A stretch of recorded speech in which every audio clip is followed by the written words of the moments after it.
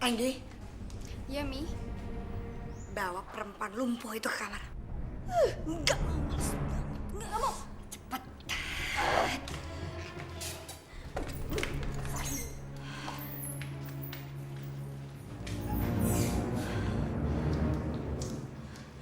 Ngapain kamu kesini lagi? Bahaya.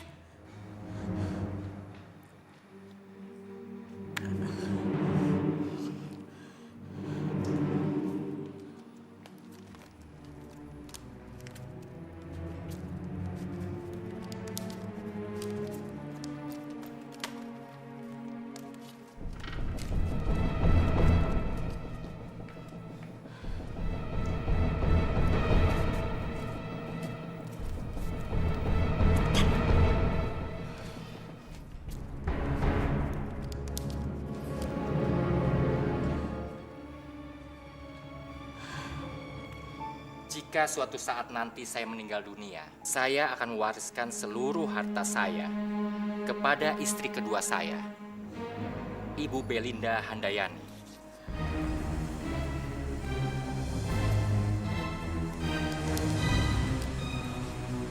Keputusan ini saya buat dalam keadaan sehat jasmani dan rohani. Benar, Pak, isinya seperti itu.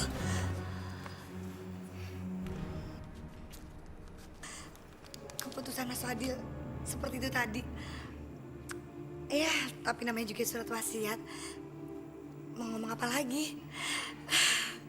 Jadi sesuai dengan isi surat wasiat ini, seluruh harta Bapak Fadil, baik yang bergerak maupun yang tidak bergerak, seutuhnya akan menjadi hak milik Ibu Belinda Handayani.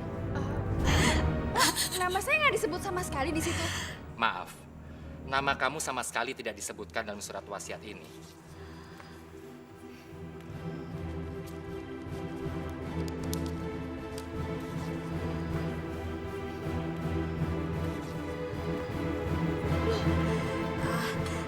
Terima kasih ya, Pak ya. Iya, sama-sama Bu. Tolong surat wasiat ini disimpan baik-baik ya Bu. Iya. Kalau begitu saya permisi dulu ya Bu. Mari. Terima kasih banyak, Pak. Ya, sama-sama Bu. Mari semuanya. Ya.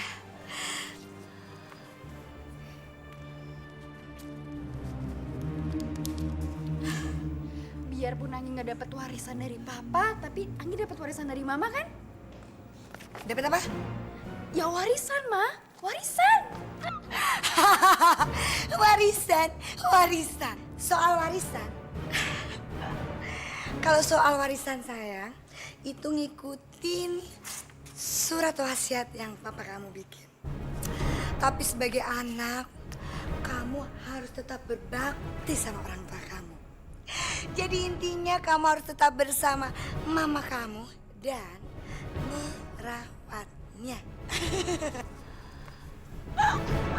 Maksud Mami? Kamu masih belum ngerti juga. Intinya, mulai sekarang juga, kamu sama mama kamu itu pergi dari rumah ini. Sekalian kamu bawa pembantu kamu itu. Ngerti?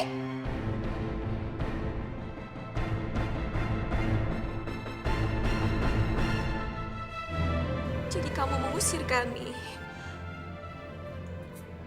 Apa perlu saya ulangin lagi? Sekarang juga, kamu pergi dari sini. Kamu juga.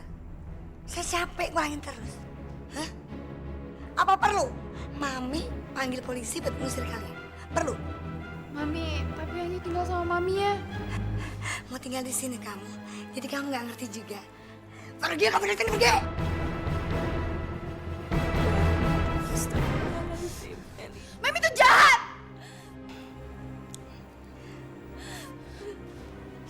Sudah, Anggi. Ayo pergi! Pergi!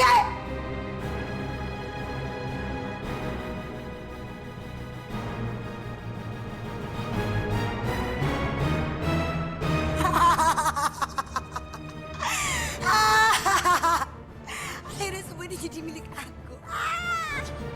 Aku kaya sekarang.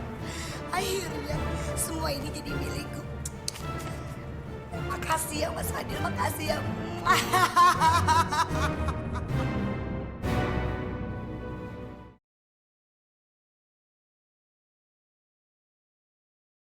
ارحمنا يا الله يا رحمن يا رحيم ارحمنا يا الله يا رحمن يا رحيم.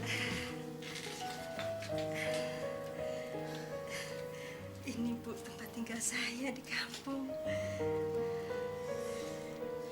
Ini rumah? Atau kandang kambing sih? Jelek banget, banyak debunya, kotor lagi. Anggi, kamu gak boleh seperti itu dong sayang. Kamu kok marah-marah sendiri, nanti malah sakit hati sendiri loh kamu, Anggi. Ya biarin aja. Kalau mama tuh nggak suka, papa nikah lagi sama Mami Belinda tuh bilang jangan diem aja. Siapa yang gak suka? Mama rela kok papa kamu menikah sama Mama Belinda. Terus, kenapa mama dendam sama papa? Dan sekarang jadi kayak gini deh akibatnya kan? Mama gak dendam. Tapi itu semua tuh gara-gara mama. Sayang papa tuh kayak gitu. Sudah Non, nggak baik ribut-ribut terus seperti ini. Heh, pembantu tuh diem aja, jangan ikut campur. Anggi, Anggi, kita terus bisa bersyukur. Dengan keadaan seperti ini, Mbok sudah memberikan tumpangan untuk kita. Kita bisa berteduh, nggak kena hujan, nggak kena panas. Kamu nggak boleh seperti itu dong, Nak. Mbok, maafkan Anggi ya. Dan maafkan kami sudah merepotkan Mbok di sini. Nggak apa-apa kok Bu. Si Mbok sudah paham Non Anggi. Selama ini kan Ibu baik sama saya. Sekarang inilah saatnya saya membalas semua kebaikan Ibu. Ya jelas lah. Mama tenang aja. Orang mama salah kok.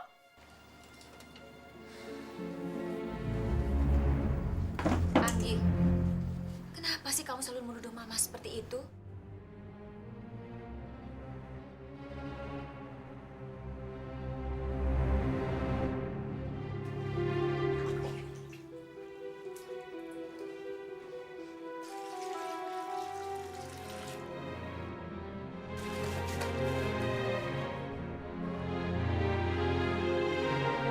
Anggi,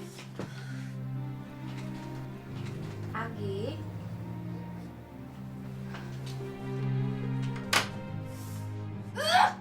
Ini tuh semua tuh gara-gara mama tau nggak? Anggi, Anggi, kamu kenapa sih selalu menyalahkan Mama? Coba kalau memang nggak dendam sama papa, kita tuh nggak bakal besar kayak gini tuh mama. Anggi, Mama tuh nggak dendam sayang. Tapi kalau Mama yang salah, Mama minta maaf ya. Ma, minta maaf itu emang gampang banget. Tapi kita nggak bakal hidup kayak kaya lagi, Ma. Anggi, istighfar nak. Ang itu bete Ma, lama-lama di sini Ang itu bisa jadi gila. Capek tuh hidup kayak gini. Gimana lagi mau sekolah? Istighfar. Udah, nggak usah pegang-pegang lagi. Bikin susah semua orang. Sana.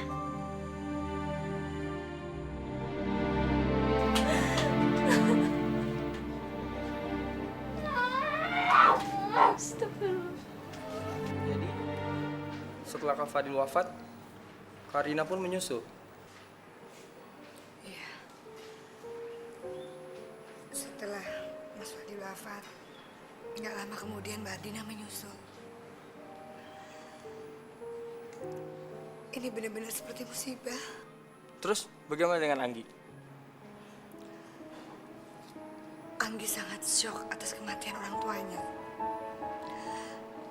Dia benar-benar kehilangan sandaran hidup atas kehilangan orang-orang yang dikasihinya.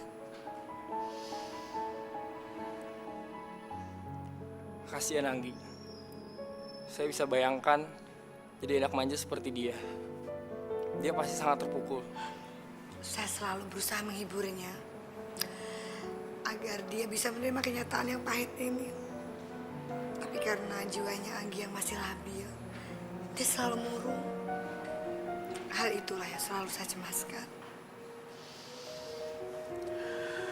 Sekarang Anggi lagi di mana? saya menyekolahkannya di luar negeri dengan harapan dia bisa melupakan kesedihan ini. Dan alhamdulillah sekarang Anggi sudah menikmati kehidupannya di luar negeri.